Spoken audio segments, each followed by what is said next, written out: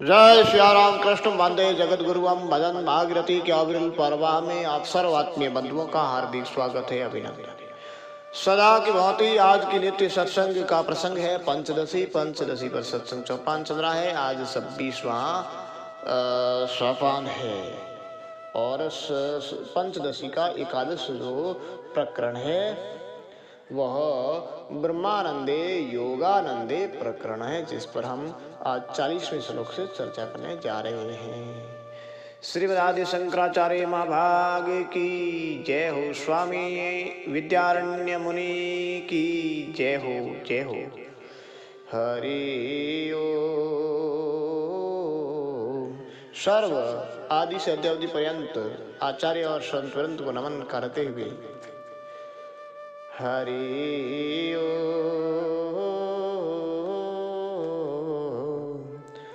दुःखनाशरथमेव तदिति चेद्रोगिणस्तथा भवतवरोगिणस्त्वे तत्सुखाय व्यतीनिश।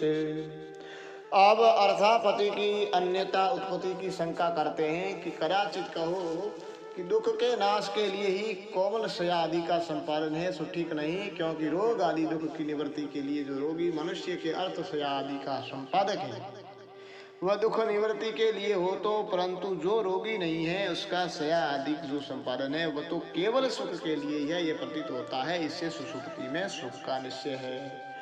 तारा ये साधन जन्य तवात सुखम वेश्यकम भवेत भवत्वेवात्र निद्राया पूर्व श्यासनादिदम्।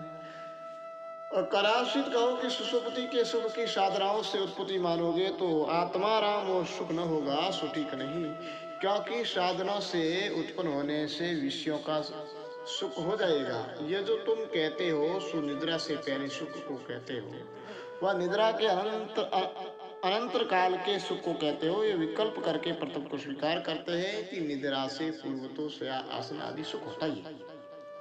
निद्रायां तु सुखं यत् जन्यते केन यतुना सुख अभिमुख धीरादो पाश्वान शिवतपरि सुख। अब दूसरे का खंडन करते हैं कि सुषुप्ति में तो शयादि का अनुसंधान ही नहीं रहता, इससे शयादि से उत्पन्न सुख नहीं हो सकता, अर्थात उसके पैदा करने वाला कोई हेतु ही। कदाचित कहो कि यदि निद्रा में जो सुख है वो किसी से उत्पन्न नहीं है तो वो विशेष सुख के समान प्रतीत क्यों नहीं होता, सो ठीक नहीं, क्योंकि उस समय उसका ज्ञाता सुख में निमग्न है, डूबा हुआ है, इससे विशेष सुख के समान उसका ज्ञान नहीं होता कि प्रथम निद्रा के पूर्व काल में जीव की बुद्धि से आसन आदि का जो सुख उसके अभिमुख रहती है, पीछे निद्रा के समय में परम जो आत्मा आराम सुख है, आत्मा रूप सुख है, उसमें जीव लीन हो जाता है, उसको शया आदि का अनुसंधान नहीं कर रहता है। भावार्थ यह है कि निद्रा में सुख किस हेतु से पैदा हो सकता है, यह अर्थात कारण के अभाव से नहीं है, किंतु निद्रा से पूर्व सुख के अभिमुख जीव निद्रा के परम सुख में लीन हो जाता है। जाग्रद्यावृत्ति भी शांतो विश्वव्यात विरोधी अपनीते स्वस्थ चितो अनुभवे दृश्य सुखम। अब संक्षेप से पूर्वोक्त अर्थ का 3 श्लोकों से विवरण करते हैं कि जागृत अवस्था में किए व्यापारों से शांत थका जीव कोमल से आदि के विषय विश्राम को करके फिर व्यापारी से उत्पन्न हुआ जो विरोधी दुख है उसकी निवृत्ति होने पर स्वस्थ चित्त होकर से आदि के विषय पैदा हुआ विषय सुख का अनुभव करता है, अर्थात चाहता है।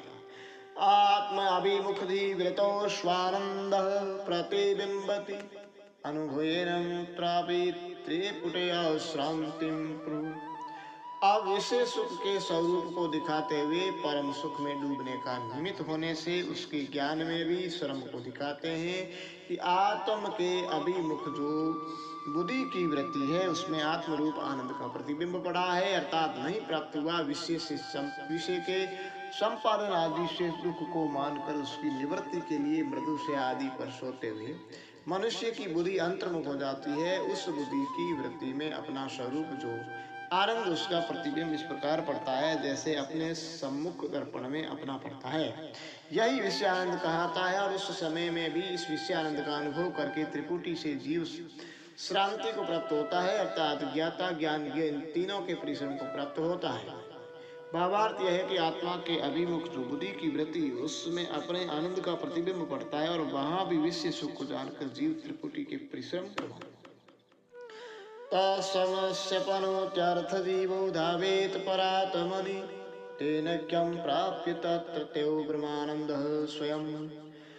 फिर उसी परिश्रम को दूर करने के लिए अर्थात त्रिपुटी से पैदा हुए दुख की शांति के लिए जीव परमात्मा की तरफ दौड़ता है अर्थात आनंद रूप ब्रह्म के अभिमुख होता है। फिर उस ब्रह्म के संग एक रूप हो प्राप्त होकर आप भी वहां स्थित होकर ब्रह्मानंद रूप हो जाता है, क्योंकि श्रुति में लिखा है कि हे सौम्य उस समय सत्य के संग संपन्न हो जाता है अर्थात सत्य में मिल जाता है। दृष्टान्तः शकुनिः शयेनः कुमार च मानरप महाब्रह्मणित्यदि सुप्तानंदे श्रुति। इस सुसुप्ति के आनंद में श्रुतियों में कहे शकुनि सेन कुमार महानिरप और महाब्राह्मण ये दृष्टांत है अर्थात शकुनि आदि कौन है सुसुप्ति के आनंद को देखा है इससे सुसुप्ति में सुख नहीं, ये मत ठीक नहीं। शकुनि सूत्रवदः सनदृक्ष व्यापृत्य विश्रमम् अलब्ध्वा बंधन स्थानम हस्तस्तंभ द्विपाश। उन दृष्टांतों से मैं प्रथम उस शकुनी को दो श्लोकों से दिखाते हैं जो इस सांदुक्य श्रुति में कहा है। जैसे हाथ आदि के मध्य में सूत से बंधा हुआ पक्षी उस दिशा में उड़कर और वह आश्रम को प्राप्त न होकर अपने बंधक का स्थान जो हाथ और स्तंभ आदि उसके ही आश्रय को लेता है, इसी प्रकार है सौम्य यह मन दिशा में जाकर और वही आश्रय गुण पाकर अपने बंधन प्राण का ही आश्रय लेता है, क्योंकि ये सौम्य इस मन का बंधन प्राण है अर्थात हाथ आदि के विषय का ही आधार को प्राप्त न होकर अपने बंधन के स्थान को ही इस प्रकार प्राप्त होता है।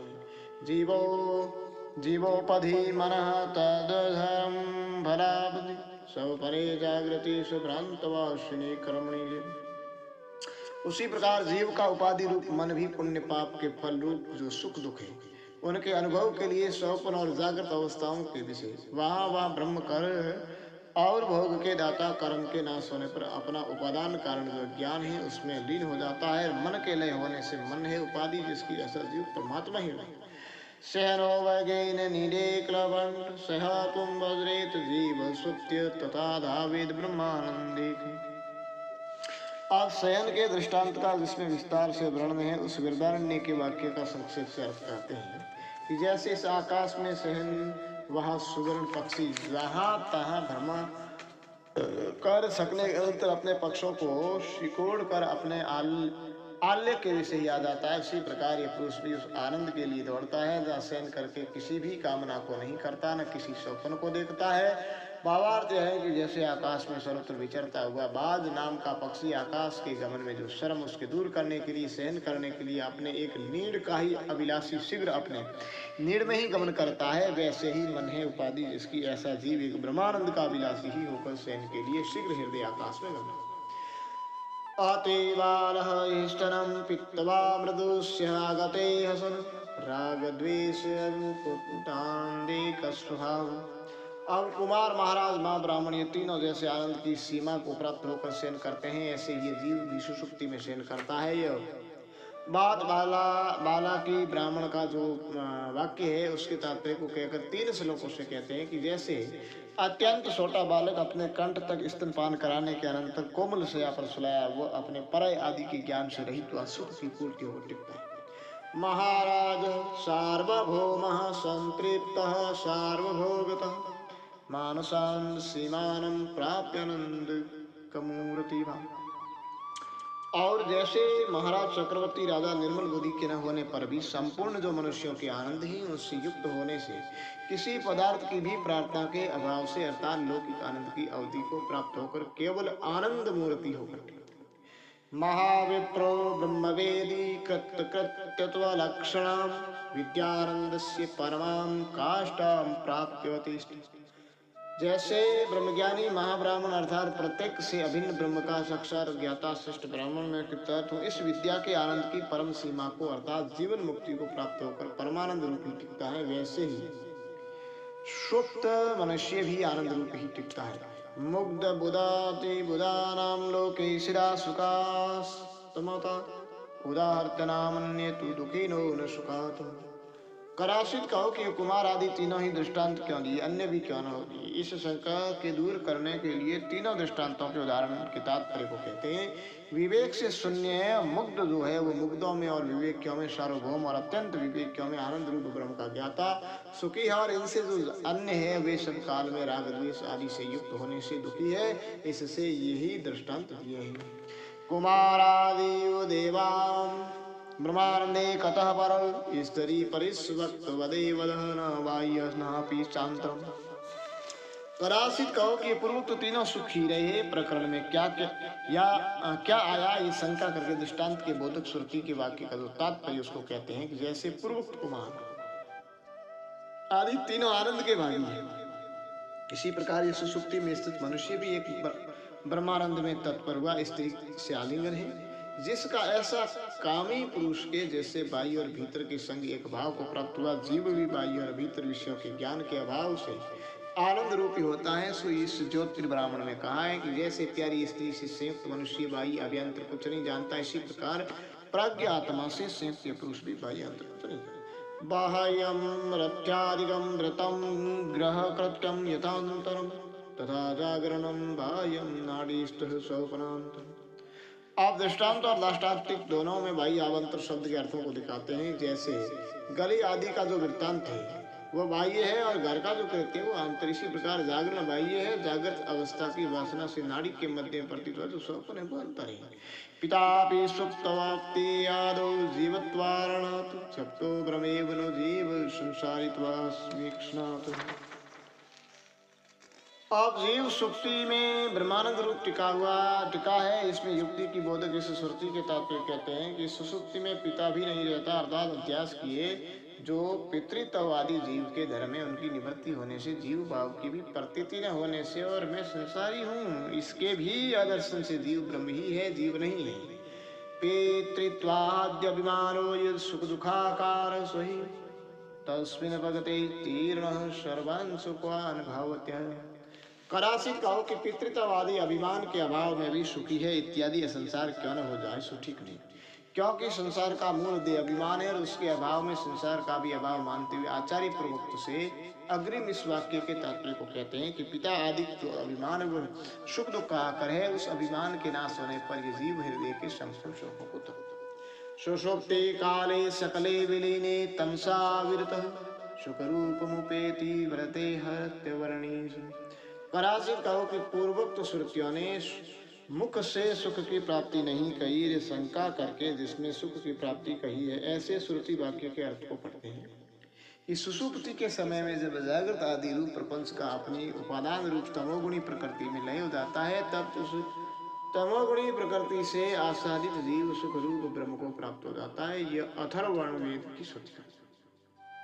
सुखम स्वाप्संत्रामनवे किंचिद वेदिशम इति सुक्ते सुज्ञाने प्रामृस्तेषु। केवल ये बात श्रुति सिद्ध ही नहीं किंतु सबके अनुभव सिद्ध भी है कि सुसुप्ति से उठा पुरुष यह स्मरण सुसुप्ति के सुख का जो ज्ञान उसको करता है। इतने काल तक मैं सुख से सोया, मैंने कुछ नहीं जाना, इससे भी प्रतीत है कि सुसुप्ति में सुख है। परामर्शे अनुभूते अस्तित्यासीदनं भवस्तदा सिद्धात्मास्त्वभाति सुखम ज्ञानधि। करासित कहो कि परामर्श अप्रमाण है तो कैसे उसके बल से सुख की सिद्धि होगी सो ठीक नहीं, क्योंकि परामर्श अप्रमाण रहे उस परामर्श का मूल जो अनुभव उसके बल से सुख की सिद्धि को दिखाते हैं। स्मरण उसी विषय का होता है जिसे विषय का अनुभव हुआ हो, अन्यथा नहीं। इससे सुसुप्ति में अनुभव था यह जाना जाता है। कराचित कहो कि सुसुप्ति में मन सहित ज्ञान इंद्रियों की लय होने से कैसे अनुभव सिद्ध होगा। इस शंका में यह विकल्प है कि सुख के अनुभव का साधन नहीं यह कहते हो, वह ज्ञान के अनुभव का साधन नहीं यह कहते हो। इन दोनों में प्रथम तो नहीं कह सकते, क्योंकि स्वप्रकाश चित्त स्वरूप सुख को इंद्रियों की अपेक्षा नहीं है। दूसरा पक्ष भी ठीक नहीं, क्योंकि स्वप्रकाश रूप सुख के बल से ही उसके आवरण करने वाले अज्ञान की प्रतीति हो जाएगी। इस अभिप्राय से कहते हैं कि उस स्वप्रकाश रूप सुख के अज्ञान का ज्ञान सुषुप्ति में होता है। भावार्थ यह है कि अनुभव किए पदार्थ का स्मरण हुआ करता है, इससे सुषुप्ति में अनुभव है और चित्त रूप सुख का भान स्वतः होता है और उस सुख से अज्ञान का ज्ञान होता है। ब्रह्म विज्ञानमानंदमेति वादसनेहिन अत्यंत्यत स्वप्रकाशम सुखम ब्रह्मेव विनीत। कदाचित कहो कि सुषुप्ति का सुख स्वप्रकाश रहे। पूर्व जो कहा है वो कि स्वयं ब्रह्मानंद हो जाता है, सो ब्रह्म रूप न होगा, सो ठीक नहीं, क्योंकि विज्ञान आनंद रूप ब्रह्म है और यह वाद सन ही कहते हैं जिस इससे सुप्रकाश सुखरूप ब्रह्म है, अन्य नहीं। यद ज्ञानम तत्र लीनो तो विज्ञान मनोमयो त्रयोरी विलय अवस्था निद्रा ज्ञानम सचे। कदाचित कहो कि अनुभव और स्मरण का अधिकरण एक ही होता है, अर्थात जिसको अनुभव होता है उसी को स्मरण होता है। इस नियम से मैं सुख से सोया, कुछ ज्ञान न रहा। ये जो सुसुप्ति के सुख और अज्ञान का विज्ञान में नाम के जीव को स्मरण हुआ है, सो तो उस जीव को ही सुख आदि का अनुभव भी कहना चाहिए, सो ठीक नहीं, क्योंकि अज्ञान का कार्य जो विज्ञान है वह अज्ञान में लीन हो गया। इस अभिप्राय से कहते हैं कि मैंने कुछ नहीं जाना। ये जो प्रातः काल उठे पुरुष को अज्ञान का स्मरण होता है, उससे अनुमान किया जो सुसुप्ति काल का अज्ञान है, उसी अज्ञान में प्रमाता प्रमाण रूप से प्रसिद्ध जो विज्ञान और मनोमय है, वे दोनों लीन हो जाते हैं। अर्थात विज्ञान आदि आकार को छोड़कर अपने कारण रूप से स्थित हो जाते हैं। इससे विज्ञान उपाधि जो जीव है उसको अनुभव नहीं हो सकता है, क्योंकि उन विज्ञान मनोमय को जो विलय अवस्था है उसको ही निद्रा कहते हैं। वही कहा है कि विज्ञान की जो वृत्ति उसको ही सुसुप्ति कहते हैं। कदाचित कहो कि निद्रा में लीन हो जाते हैं, ऐसा ही क्यों न कहते हो, सो ठीक नहीं, क्योंकि उसी निद्रा को बुद्धिमान मनुष्य अज्ञान कहते हैं। भावार्थ यह है कि जो अज्ञान है उसमें विज्ञान और मनोमय दोनों लीन हो जाते हैं। उन दोनों की विलय अवस्था को निद्रा कहते हैं, वही निद्रा अज्ञान कहती है। विलीन घृतवत् स्वाहा ज्ञानमयो घन विलीनी अवस्था आनंदमय शब्देन कथ्यते। कदाचित कहो कि जो विज्ञानमय सुषुप्ति काल के सुख के अनुभव के समय में न था, वो प्रातः काल जागृत के समय में उसके स्मरण का कर्ता कैसे होगा, सो ठीक नहीं, कि विलय अवस्था में भी उसके स्वरूप का नाश नहीं होता। इससे विलय अवस्था रूप उपाधि वाला जो आनंदमय है उसको तो उक्त सुख का अनुभव होता है, और विज्ञान में नाम की जो सघन उपाधि है उस उपाधि वाले का स्मरण होता है। इससे अनुभव और स्मरण एक में घटते हैं। इस अभिप्राय से कहते हैं कि जैसे अग्नि के संयोग आदि से विलीन घृत पीसे वायु आदि के संबंध से घन को हो जाता है, इसी प्रकार जागृत आदि अवस्थाओं में भोग के दाता कर्मों के नाश होने से निद्रा रूप के लय को प्राप्त हुआ। अंतःकरण भी फिर प्रातः काल जागरण के समय भोग के दाता कर्म के वश होकर विज्ञान के आकार से घन हो जाता है। इससे विज्ञान उपाधि जिसकी, ऐसा विज्ञान में आत्मा भी घन होता है। उसका ही जब विलय अवस्था उपाधि होती है तब वही आनंदमय कहलाता है। भावार्थ यह है कि विलीन घृत के समान पीछे से विज्ञान में घन हो जाता है। विलीन जिसकी अवस्था है उसको आनंदमय कहते हैं।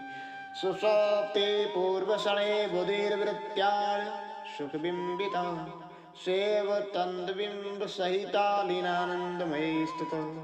अब विलीन अवस्था वाले को ही आनंदमय कहते हैं। इसको ही स्पष्ट करते हैं कि सुषुप्ति को पूर्वले क्षण में सुख कहा है, प्रतिबिंब जिसमें ऐसी जो बुद्धि की वृत्ति है, फिर वही स्वरूप भूत सुख के प्रतिबिंब से सहित हुई निद्रा रूप से विलीन आनंदमय कहती है। आंतरमुखो आनंदमयो ब्रह्म सुखम तथा भोक्तम चिंदबिंब युक्तावीर ज्ञानोत्पन्न वृत्ति। इस प्रकार आनंदमय के स्वरूप को दिखाकर उसको ही जागरण के समय में विज्ञान रूप होकर स्मरण होने के लिए उस समय सुख के अनुभव को कहते हैं। कि सुख के प्रतिबिंब सहित जो अंतर्मुख बुद्धि की वृत्ति, उससे पैदा हुई संस्कार से युक्त जो अज्ञानोपाधि आनंदमय है, वो सुसुप्ति के समय में अपने स्वरूप भूत ब्रह्म सुख को सिराभास से युक्त जो अज्ञान से पैदा हुई सुख आदि है, विशेष जिनकी ऐसी वृत्ति है, उन वृत्तियों से अर्थात सत्व गुण के परिणाम विशेष से भोगता है। भावार्थ यह है कि अंतर्मुख जो आनंदमय है वो सुसुप्ति में शिराभास के प्रतिबिंब से युक्त और अज्ञान से उत्पन्न वृत्तियों से ब्रह्म सुख को भोगता है। अज्ञान वृत्तयः सूक्ष्मा विस्पष्टा बुद्धि वृत्त्यः इति वेदांत सिद्धांत पारगः प्रवदन्ति। कदाचित कहो कि जागृत अवस्था के समान सुसुप्ति में भी मैं सुख को जानता हूँ, यह अभिमान क्यों नहीं होता, सो ठीक रहे, क्योंकि अज्ञान की जो वृत्ति है वे सूक्ष्म होने से स्पष्ट नहीं है और बुद्धि की जो वृत्ति है वे स्पष्ट है। यह वेदांत के पारगामी आचार्य कहते हैं। मांडुक्य तापन्यादि श्रुति स्वेत स्पष्ट आनंदमय भोक्तृत्वं ब्रह्मानंदे च भोग्यः। अब आनंदमय सूक्ष्म अविद्या की वृत्तियों से ब्रह्मानंद को भोगता है, इसमें प्रमाण को कहते हैं कि मांडुक्य और तापन्य आदि की श्रुतियों में यह अत्यंत स्पष्ट है कि आनंदमय भोगता है और ब्रह्मानंद भोग्य है। एकीभूत सुषुप्तिस्थः प्रज्ञान घनतां गतः आनंदमय आनंदभूत चेतोमय वृत्ति भी। आप सुषुप्ति में टिका अर्थात सुषुप्ति का अभिमानी प्रज्ञान घन के भाव को प्राप्त हुआ, आनंद में चेतन मुख और एक रूप होकर आनंद को भोगता है। इस मांडुक्य आदि की श्रुति के वाक्य का अर्थ पढ़ते हैं। एक रूप को प्राप्त हुआ, सुषुप्ति में स्थित प्रधानता को प्राप्त हुआ, आनंद में चेतन के प्रतिबिंब से युक्त वृत्तियों से आनंद को भोगता है। विज्ञानमय मुख्येरो रूपेर्युक्त पुराधुना स्वलयेन कदा प्राप्तो बहुतुंदुलिष्टवत्। आप पूर्वोक्त श्रुति में जो एकीभूत पद है, जिसके अर्थ को कहते हैं कि जो आत्मा पहले अर्थात जागृत अवस्था में विज्ञानमय है, मुख्य दिन में ऐसे रूपों से युक्त रहा, वही अब विज्ञान मन आदि उपाधियों के लय से एकता को प्राप्त इस प्रकार हो जाता है जैसे अनेक तंडुलों का चूर्ण इस श्रुति में भी लिखा है कि वह यह आत्मा ब्रह्म है जो विज्ञानमय, मनोमय, प्राणमय, चक्षुरमय, श्रोत्रमय, पृथ्वीमय, जलमय, वायुमय, आकाश, तेजोमय, काममय, अकामय, क्रोधमय, अक्रोधमय, प्रज्ञानानि पुरा बुद्धि वृत्तो अत घनो अभवत् घनत्वं हिमबिन्दूनां उद्गदेशे यथातम्। अब प्रज्ञान घन शब्द के अर्थ को कहते हैं कि सुषुप्ति से पूर्व जागृत आदि अवस्थाओं में जो प्रज्ञान नाम की बुद्धि की वृत्तियां रही, वे ही सुषुप्ति के समय में घट आदि विषयों के अभाव होने से घन होता। भया अर्थात चित्त रूप के संग ऐसे एक रूप हो गया जैसे उत्तर दिशा में हिम की बिंदु घन हो जाती है। तद घनतवं साक्षी भावं दुखा भावं प्रशक्षते लौकिकास्त्रार्किका यावद दुख वृत्ति विलोपना। अब प्रज्ञान शब्द का जो अर्थ है उसके निरूपण के प्रसंग से कुछ कहते हैं कि जो यह वेदांतों में साक्षी रूप कहा प्रज्ञान घन है, उसको ही शास्त्र के संस्कार से रहित लौकिक मनुष्य और तार्किक आदि शास्त्रीय मनुष्य दुख भाव कहते हैं, क्योंकि जितनी दुख की वृत्ति है उन सब का उसल अज्ञान बिंबता सितस्यान मुखमानंद बोधनी भोगतम ब्रह्म सुखम त्यक्तवा बहिर्यत्वत कर्म। अब पूर्वोक्त श्रुति वाक्य के चेतोमुख शब्द का अर्थ कहते हैं कि आनंद के भोग में अर्थात सुषुप्ति काल का जो आनंद उसके स्वाद लेने में अज्ञान में है प्रतिबिंब जिसका ऐसा चैतन्य हेतु है। कदाचित कहो कि सुषुप्ति में आनंदमय रूप होकर जीव ब्रह्म सुख को भोगता है तो ब्रह्म सुख को त्याग कर बाहर दुख के स्थान रूप जागरण में क्यों आता है? सटीक नहीं, क्योंकि पुण्य और पाप के पास में बंधा हुआ जीव उसी कर्म की प्रेरणा से साक्षात किए भी ब्रह्म सुख को त्याग कर बारी आता है, अर्थात जागृत आदि अवस्थाओं को प्राप्त होता है। भावार्थ यह है कि अज्ञान में प्रतिबिंबित चित्त आनंद के भोग में हेतु है और कर्म के अनुसार भोगे हुए ब्रह्म सुख को त्याग कर भीड़ बाहर कर्म जन्मंतरो अभूद्योग बुध्यते इति केवल्य शाखायां कर्म जो बोधेर। यह किससे प्रतीत होता है कि शंका करके इस केवल्य श्रुति के वाक्य के अर्थ को पढ़ते हैं, फिर जन्मांतर में जो कर्म किया था उसके वियोग से फिर बोध को प्राप्त होकर सोता है। इस प्रकार केवल्य शाखा में कर्म से उत्पन्न बोध का कांचित कालम प्रबुदस्य ब्रह्मानंदस्य वासना अनुगेशदत्य तूष्णिमास्ति निर्विशेष। अब इसमें प्रमाण कहते हैं कि सुषुप्ति में ब्रह्मानंद का अनुभव हुआ था, क्योंकि प्रबुद्ध मनुष्य की अल्पकाल पर्यंत सुषुप्ति में अनुभूत ब्रह्मानंद की वासना अनुगमन करती है अर्थात चली जाती है, क्योंकि जिस कारण प्रबोध होने पर विषय के अनुभव रहित भी सुखी हुआ चुपचाप बैठा रहता है, इससे प्रतीत होता है कि सुषुप्ति में ब्रह्मानंद का अनुभव हुआ। कर्म भी प्रेरित पश्चाना दुखानि भाव्यनु शनिर्विस्मृति ब्रह्मानंद में सुखी लोग। कदाचित कहो कि सब काल प्रश्न क्यों नहीं रहता? सटीक नहीं, क्योंकि पूर्वोक्त कर्मों के प्रेर वे संपूर्ण जन फिर दुखों की भावना करते हुए शनि शनि ब्रह्मानंद को भूल जाते हैं, अर्थात उनको सब काल ब्रह्मानंद का ही स्मरण नहीं रहता। प्रागूर्ध्वमपि निद्राया पक्षपातो दिने दिने ब्रह्मानंदे निर्णाम तेन प्राज्ञोऽस्मिन्। इससे भी सुषुप्ति के ब्रह्मानंद में विवाद न करना चाहिए कि संपूर्ण मनुष्यों का निद्रा के पूर्व भाग और पश्चात भाग में ब्रह्मानंद में प्रतिदिन पक्षपात हैं, क्योंकि निद्रा से पूर्व तो कोमल शया आदि का संपादन करते हैं, और निद्रा के अंत में ब्रह्मानंद के त्याग में असमर्थ हुए तुष्ण बैठे रहते हैं। इससे इस ब्रह्मानंद में कौन विद्वान विवाद करेगा, अर्थात कोई भी नहीं। ननो तूष्णी स्थितो ब्रह्मानंद स्वेद भवति लौकिकौ अंशाश्रुतार्थास्य शास्त्रेण गृह्णात्। कदाचित कहो कि चुपचाप बैठे रहने से यदि वो ब्रह्मानंद मिले जो गुरु सेवा से मिलता है तो संपूर्ण लौकिक मनुष्य आलस्य से ही चरितार्थ हो जाएंगे। शास्त्र और गुरु सेवा का क्या प्रयोजन है, अर्थात वे विफल हो जाएंगे। बाडम रमेति विदुत श्वेत कृतार्थतावते गुरुशास्त्रे विनाय अत्यंतम गंभीरम ब्रह्म वेति को। यह बात सत्य है कि यदि वे लौकिक मनुष्य जानते हैं कि यह ब्रह्मानंद है तो उतने से ही वे कृतार्थ है, परंतु ऐसा कौन पुरुष है जो गुरु और शास्त्र के बिना उस ब्रह्म को जानता है। अत्यंत गंभीर अवगान करने के अयोग्य वाणी और मन से अगम्य सर्वज्ञ सबके अंतर सबका आत्मा है, अर्थात ऐसे ब्रह्म के ज्ञान में गुरु शास्त्र ही हेतु है, अन्य नहीं। जानाम्यहं तव दिक्पाद्य कुतो मेन कृतार्थता शरणत्र तादरसो व्रतं प्राज्ञमन्यस्य कस्य। कदाचित कहो कि आपके के ब्रह्मानंद इस वचन से ब्रह्मानंद के ज्ञाता मुझे कृतार्थ तो क्यों नहीं होती, सो ठीक नहीं, क्योंकि इसमें आपके सदस्य जो कोई अपने को पंडित होने का अभिमानी है इसके वृत्तांत को सुन उससे ही तू समझ कि शातुर्वेद विदो देहमिति शृणोत विदासत्वार इत्येवं वेदी विद्यताम्। अब उसी वृत्तांत को कहते हैं कि सारा वेद के ज्ञाता मनुष्य को गो आदि दे। इस वचन को सुनता हुआ कोई मनुष्य बोला कि वेद 4 है यह मैं जानता हूँ, इससे मुझे धन देना चाहिए, ऐसे जो कहे उसके समान आप। संख्या में वेश जानाति न तु वेदान श्रेष्ठ यदि त्रही तमेव्यं नास्य संब्रह्म वेत्सि। कदाचित कहो कि जो वेद सार है ये जानता हूँ, वह वेदों की संख्या को ही जानता है, संपूर्ण वेदों के रूप को नहीं जानता। तो आप भी उस सारों वेदों के ज्ञानी के समान संपूर्ण ब्रह्म को नहीं जानते, किंतु शब्द मात्र को ही जानते। अखंडे अखंडे कर सांदे मयात कार्य वर्धिते अशेष तुष शेष द्वारतावसु। संख्या से अन्य जैसे वेद का स्वरूप है, ऐसा स्वागत आदि वेद से रहित आनंद रूप ब्रह्म में कोई ऐसा अंश नहीं जिसे न जानने से आप संपूर्ण को ज्ञानी बताते हो। इस अभिप्राय से वादी शंका करता है कि अखंड एक रस आनंद रूप माया और माया के कर्मों से वर्जित ब्रह्म में अशेष और शेष बात का क्या अवसर है।